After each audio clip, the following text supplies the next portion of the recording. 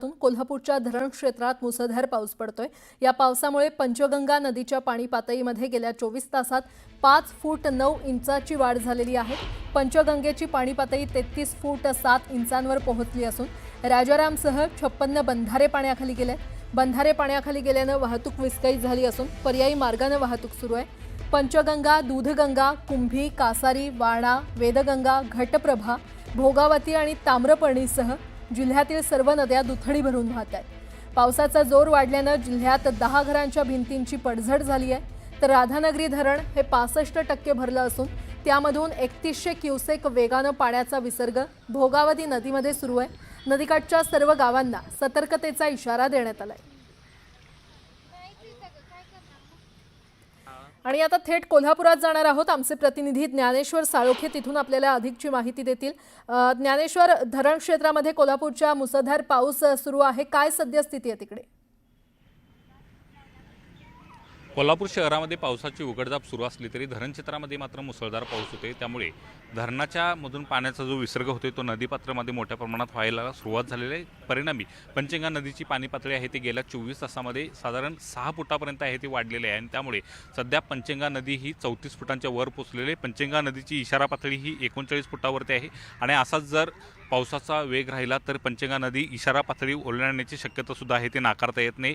एकूणच पाहायला गेलं तर जिल्ह्यातले सगळ्याच नद्या आता दुथडी भरून व्हायला सुरुवात झालेली आहे। पंचगंगा नदीनं काल सायंकाळीच आहे ते आपलं पात्र सोडलेलं आहे आणि इतर आता भागामध्ये ती विस्तारताना आपल्याला दिसून येते। अशाच पद्धतीच्या अनेक नद्या आहेत त्या सुद्धा आता दुथडी भरून व्हायला लागल्यात। अनेक ठिकाणचे बंधारे आहेत ते जवळपास 37 ते 38 बंधारे पाण्याखाली गेलेले आहेत आणि त्यामुळे वाहतूक व्यवस्था सुद्धा विस्कळीत झालेली आहे। पावसामुळे अनेक घरांची पडझड झालेली आहे, सुमारे 10 घरांची पडझड झाल्याचा अहवाल आहे ते जिल्हा प्रशासनाने दिलेला आहे। सोबतच आहे ते पनोरो या रस्त्यावरती दरड कोसळली आहे ती हटवण्याचं काम प्रशासनाच्या वतीने सध्या सुरू आहे। यासोबतच भूस्खलन आहे ते सुद्धा राधानगरी तालुक्यातल्या एका गावामध्ये होते आणि त्या ठिकाणी सुद्धा तहसीलदारांनी भेट देऊन आहे ती परिस्थितीची पाहणी केलेली आहे। पावसाचा जोर आहे ते धरण क्षेत्रामध्ये वाढतोय आणि त्यामुळे या भागातल्या नागरिकांना सतर्कतेचं आवाहन आहे ते जिल्हा प्रशासनाने केलेलं आहे। कोणत्याही पद्धतीनं धोका पत्करू नका अशा पद्धतीचं आवाहन आहे ते जिल्हा प्रशासनाच्या वतीने करते। मात्र एकूणच पाहायला गेलं तर पावसाचा जोर आणखीन कायम राहिला तर मात्र कोल्हापूरला यावर्षी सुद्धा पूर येण्याची शक्यता आहे ती नाकारता येत नाही। सध्या पंचगंगा नदी आहे ती 34 फुटांच्या वर वाहते, आणखीन 4 ते 5 फुटांची पाणी पातळी वाढली तर पंचगंगा नदी आहे ती इशारा पातळी गाठण्याची शक्यता नाकारता येत नाही। त्यामुळे जिल्हा प्रशासन या सगळ्या बाबीवरती आता सज्ज झाल्याचं दिसून येत आहे। ठीक आहे, धन्यवाद या सविस्तर माहितीसाठी। आणि आता बातम्या पाहणार आहोत वेगवान स्वरूपात। गेल्या 10 ते 12 दिवसांपासून भाववाढ झालेल्या सोन्याच्या भावात मंगळवारी 2000 रुपयांची घसरण झाली आणि यामुळे सोनं 97,400 रुपयांवर आलं। तसंच चांदीच्या भावातही 500 रुपयांची घसरण होऊन ती 1,07,000 रुपयांवर आली आहे।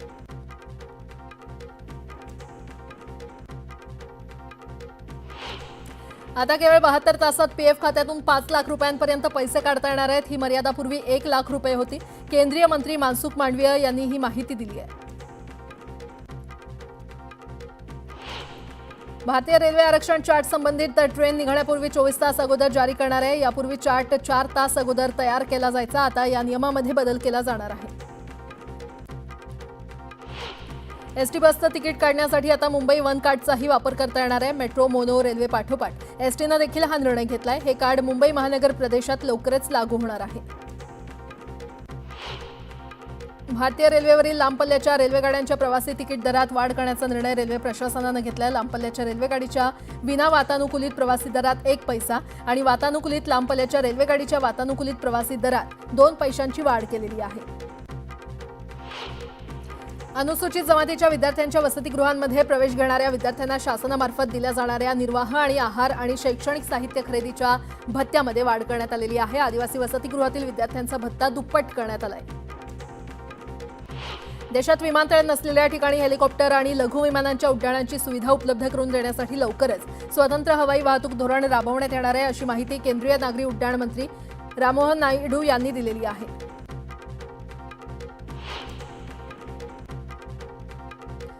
पहिलीपासून हिंदी भाषा शिकवण्याच्या निर्णयाला विरोध करण्यासाठी मनसेची ऑनलाईन मोहीम मनसेनं सुरू केलेली आहे। मनसेनं नागरिकांना एक गुगल फॉर्म उपलब्ध करून दिलाय, तो भरून सुद्धा नागरिक पालक या निर्णयाला विरोध करू शकतात।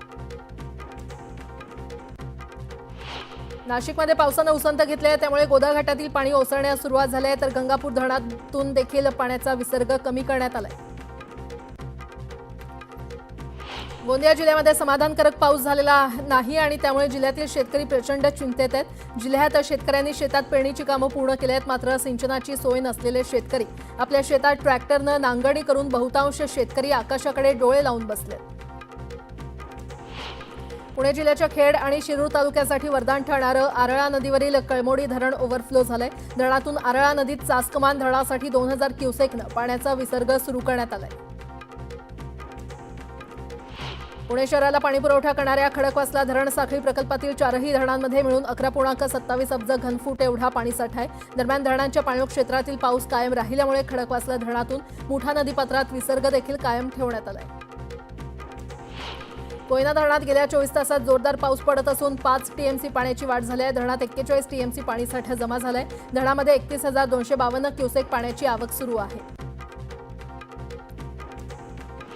रत्नागिरी रायगड जिल्ह्यामध्ये गेल्या 2 दिवसांपासून संततधार पाऊस कोसळतोय। रायगड जिल्ह्यामध्ये मंगळवारी सकाळपर्यंत सर्वाधिक पावसाची नोंद झाली आहे। काही भागात 100 मिलीमीटरपेक्षा अधिक पाऊस नोंदला गेलाय। दरम्यान पुढील 2 ते 3 दिवस या भागात पावसाचा जोर कायम राहणार असल्याचा अंदाज हवामान खात्यानं वर्तवलेला आहे।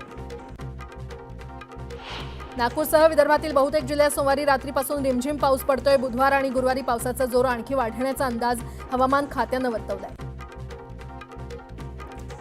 कोकणात पावसानं दमदार हजेरी लावली आहे। रायगड रत्नागिरी जिल्ह्यासह नाशिक, पुणे, सातारा आणि कोल्हापूरच्या घाटमाथ्यावरील परिसराला आज ऑरेंज अलर्ट देण्यात आलेला आहे, तर मुंबईसह विदर्भातील जिल्ह्यांना येलो अलर्ट देण्यात आलाय।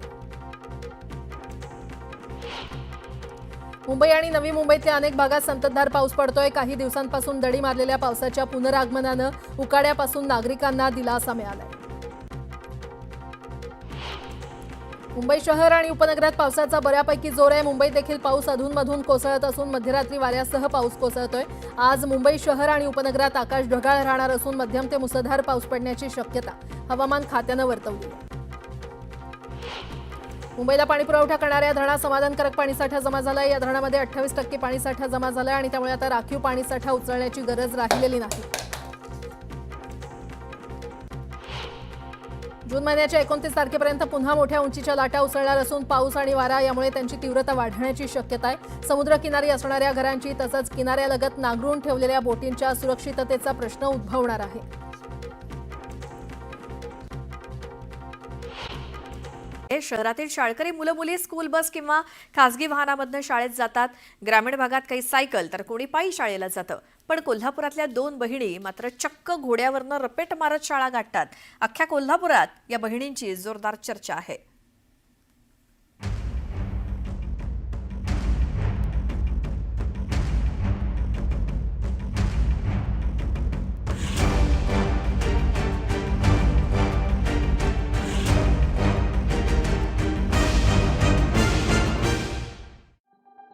पूर्वा आणि प्राजक्ता चौगुले कोल्हापुरातल्या मैलखट्टा भागात राहणाऱ्या 2 बहिणी। पूर्वा 10वीत आहे तर प्राजक्ता 7वी मध्ये। रोज सकाळी शाळेची तयारी झाली की त्यांचे पाय घोड्यांच्या पागेकडे वळतात। घोड्यांना गुड मॉर्निंग म्हटलं की ते त्यांच्या पाठीवर खोगीर टाकतात। त्यांच्या पायांना पोलो रॅप्स गुंडाळतात। तापानं लागलेली माती साफ करतात। इतकंच काय तर घोड्यांच्या मानेवरचे आणि डोक्यावरचे केसही विंचरतात आणि मग दोघी जणी घोड्यांवरती स्वार होतात आणि शाळेला निघतात।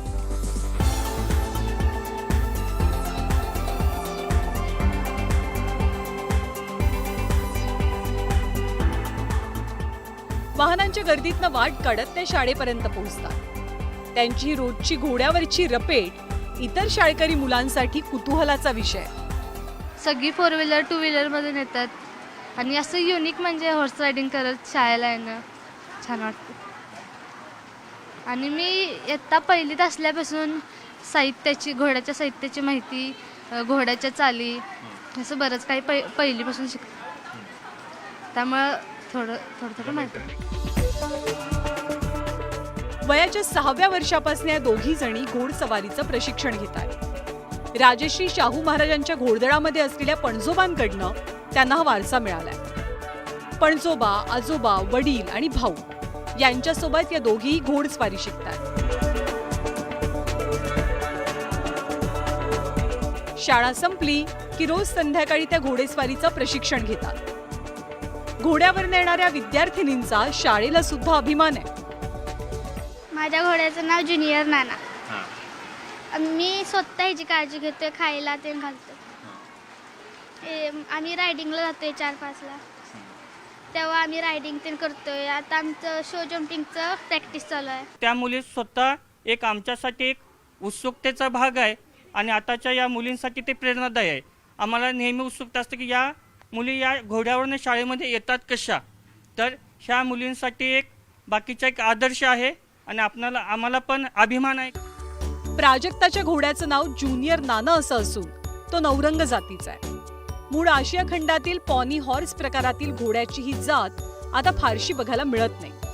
तर पूर्वाच्या घोड्याचं नाव आहे विजय. या घोड्यांची काळजी दोघी जणी स्वतः घेतात. त्यांचं खाणं पिणं, औषध पाणी सगळं दोघीच पाहतात. इतकंच नाही तर लहान मुलांना घोडेस्वारीचं प्रशिक्षण सुद्धा दोघी देतात.